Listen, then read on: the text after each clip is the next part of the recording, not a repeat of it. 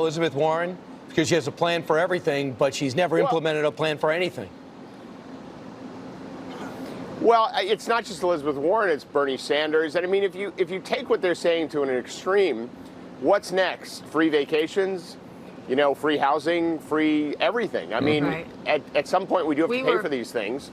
I believe there is a role of government to do things to give people the kind of opportunity they deserve, like we've seen here in Detroit in the last couple of years, where we've seen a really good turnaround when the government and the private sector actually work together.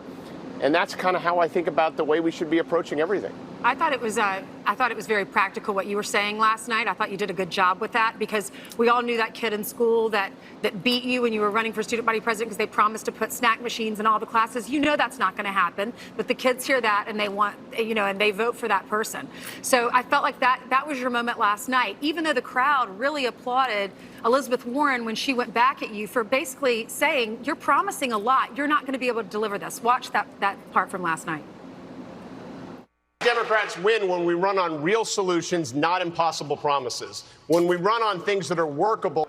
I don't understand why anybody goes to all the trouble of running for president of the United States just to talk about what we really can't do and shouldn't fight for. What's your reaction to that? I mean, you're running for president because you're being honest with the American people. I don't understand why people run and then they promise stuff and then it never happens. Well, that's the response when someone really can't defend their plans. So, for example, if John F. Kennedy, when he said we should go to the moon by the end of the decade in the 60s, someone could have said to him, well, you're not saying we should go to the moon next month, so you're not being ambitious enough. Right? So it's a dishonest, kind of lazy response. It's similar to when they say it's a Republican talking point. That's the problem with the extreme left of the party.